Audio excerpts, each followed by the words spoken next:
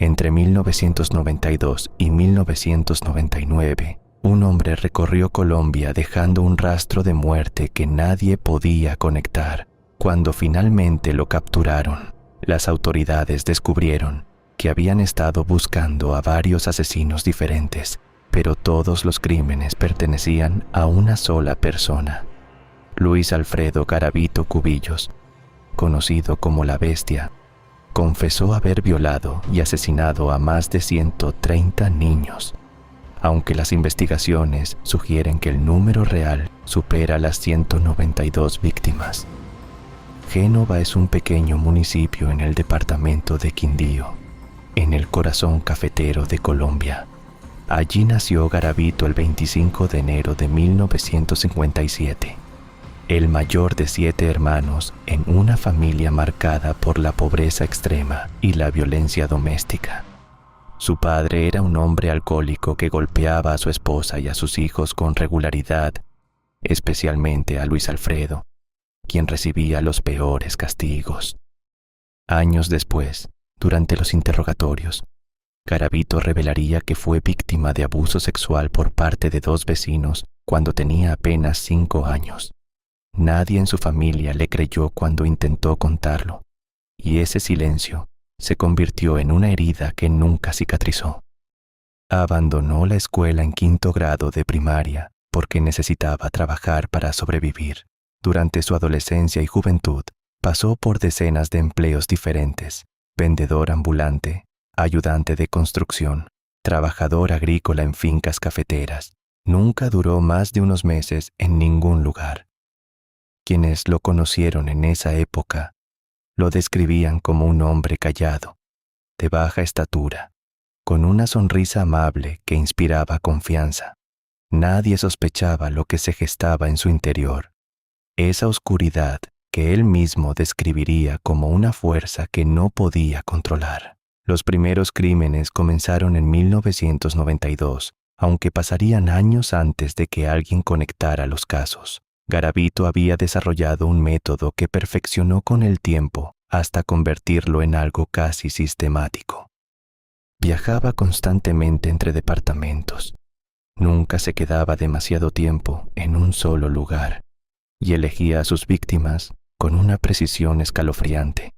Buscaba niños de familias pobres, huérfanos, menores que trabajaban en las calles o en los campos, niños invisibles para un sistema que ya los había olvidado antes de que él los encontrara. Su técnica de acercamiento era siempre similar. Se presentaba como un vendedor, un monje, un representante de una fundación de caridad, o simplemente como un adulto amable que ofrecía trabajo. Les prometía dinero por ayudarlo a cargar mercancía o a hacer algún mandado. Les compraba dulces, gaseosas, comida. Para muchos de esos niños, era la primera vez que un adulto les mostraba algo parecido a la bondad.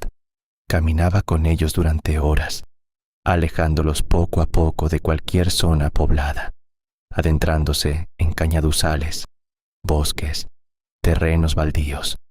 Lo que sucedía después es algo que las autoridades tardaron años en comprender por completo. Los cuerpos aparecían en diferentes estados de descomposición, en lugares tan remotos que muchos nunca fueron encontrados.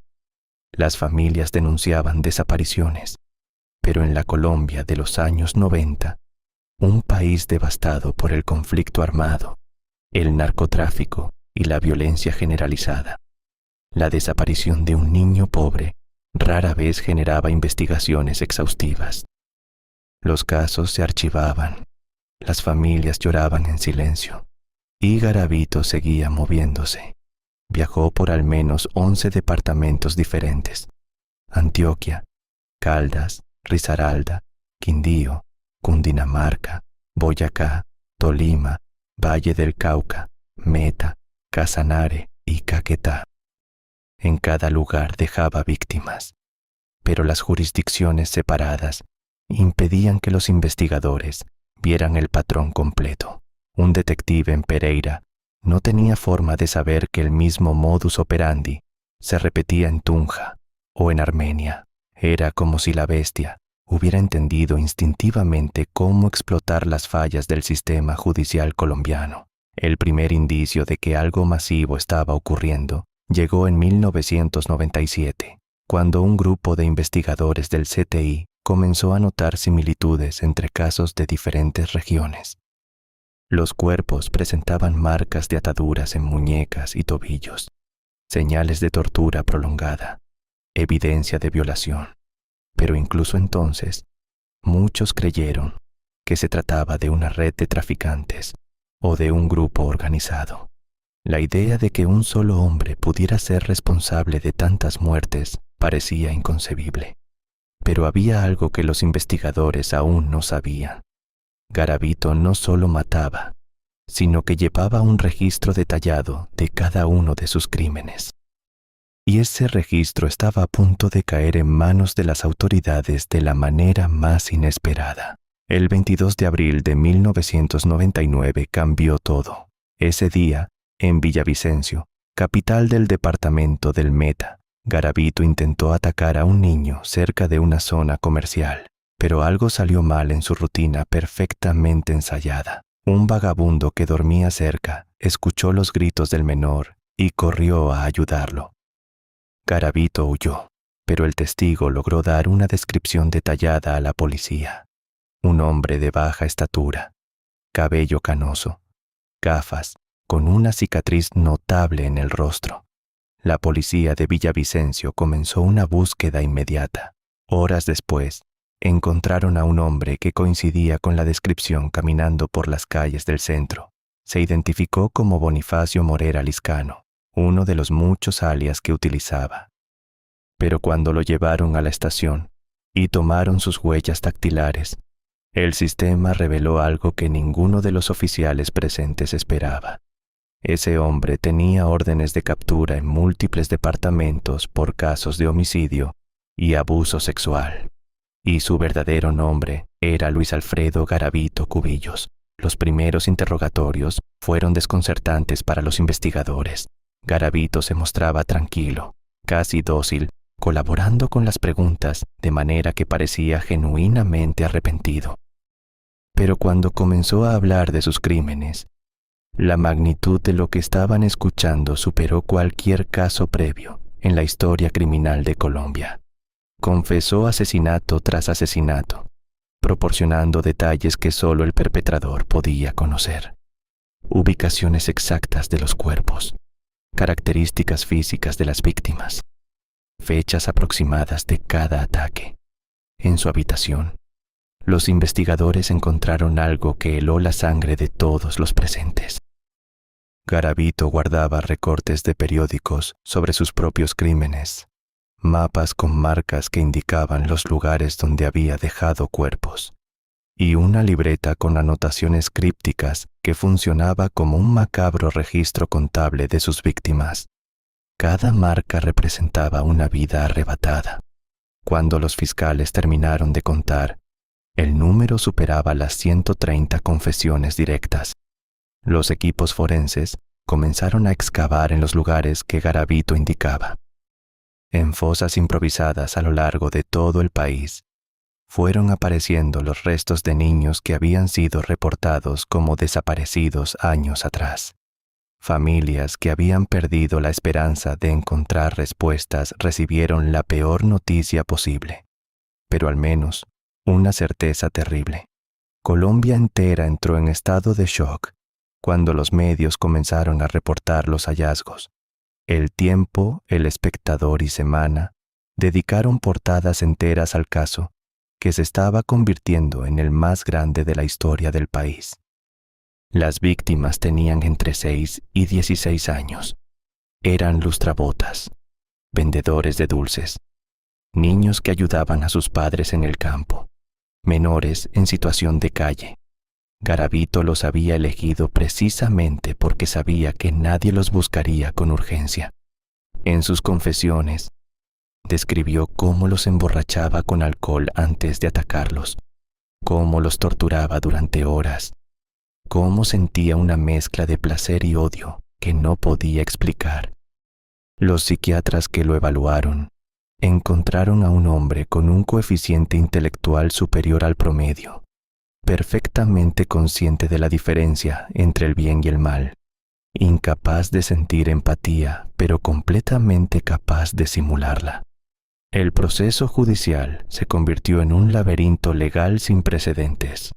Garavito enfrentaba cargos por 138 asesinatos comprobados, aunque las autoridades estimaban que el número real de víctimas superaba las 192.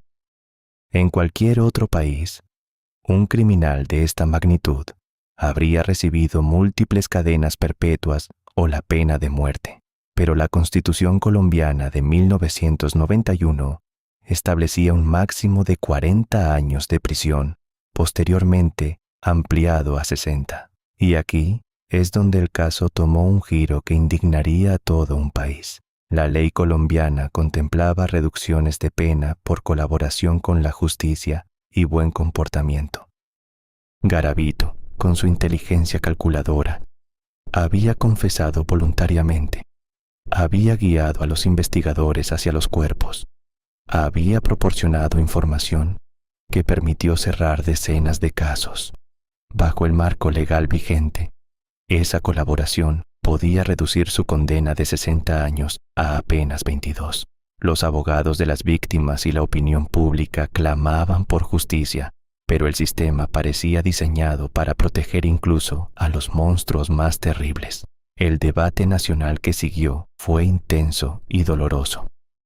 Las familias de las víctimas organizaron protestas exigiendo reformas legales que impidieran que Garavito alguna vez volviera a pisar las calles. Congresistas presentaron proyectos de ley para endurecer las penas en casos de crímenes contra menores. La figura de la bestia se convirtió en un símbolo de todo lo que estaba mal en el sistema judicial colombiano, de cómo las leyes parecían más preocupadas por los derechos de los criminales que por la protección de los inocentes.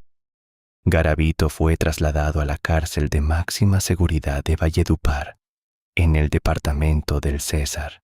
Allí, en una celda especial separada del resto de la población carcelaria por su propia protección, comenzó a cumplir su condena mientras el país seguía debatiendo su destino. En varias ocasiones expresó su deseo de salir libre para dedicarse a ayudar a niños víctimas de abuso, una propuesta que generó indignación generalizada y fue rechazada de inmediato por las autoridades.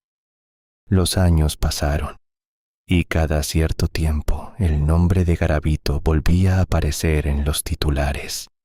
Cuando se acercaban las fechas en que teóricamente podría solicitar libertad condicional, las familias de las víctimas renovaban sus protestas. El sistema judicial colombiano, presionado por la opinión pública y por la evidencia de que este hombre representaba un peligro permanente para la sociedad, encontró formas de mantenerlo encarcelado. Nuevos cargos fueron sumándose a su expediente. Audiencias se aplazaban indefinidamente. Recursos legales se interponían para bloquear cualquier posibilidad de liberación. La salud de Garavito comenzó a deteriorarse en sus últimos años de prisión. Padecía múltiples enfermedades crónicas que requerían atención médica constante. En octubre de 2023, fue trasladado a un centro hospitalario, donde falleció a causa de una neumonía severa. Tenía 66 años. La noticia de su muerte generó reacciones encontradas en Colombia. Algunos sintieron alivio de que el monstruo finalmente hubiera dejado de existir. Otros lamentaron que nunca hubiera enfrentado un castigo proporcional a la magnitud de sus crímenes. Las familias de las víctimas expresaron sentimientos complejos, una mezcla de cierre parcial y frustración por una justicia que siempre les pareció insuficiente. El caso de Luis Alfredo Garavito Cubillos permanece como el más oscuro en la historia criminal de Colombia y uno de los más terribles a nivel mundial. Con al menos 192 víctimas estimadas, la bestia superó en número a asesinos seriales infames como Ted Bundy o John Wayne Gacy. Su historia expuso las vulnerabilidades de un país donde los niños más pobres podían desaparecer sin que nadie los buscara. donde un depredador podía operar durante 7 años cruzando fronteras departamentales sin ser detectado, donde las leyes parecían incapaces de ofrecer justicia real a las familias destrozadas. Pero quizás la lección más perturbadora del caso Garavito no tiene que ver con él, sino con nosotros, con la facilidad con que una sociedad puede ignorar a sus miembros más vulnerables, con la manera en que un hombre de apariencia común, de sonrisa amable y modales tranquilos, pudo ganarse la confianza de tantos niños precisamente porque nadie más les prestaba atención. Cada una de esas víctimas tenía un nombre, una familia, sueños que nunca pudo cumplir. Y mientras recordemos sus historias, mientras sigamos exigiendo sistemas que protejan a los más indefensos, su memoria no habrá sido completamente en vano. Si llegaste hasta aquí, te invito a quedarte en este canal. Hay casos que necesitan ser contados, historias que no deben ser olvidadas. La próxima vez que escuches sobre un niño desaparecido, recuerda que detrás de cada estadística hay una vida que merece ser buscada.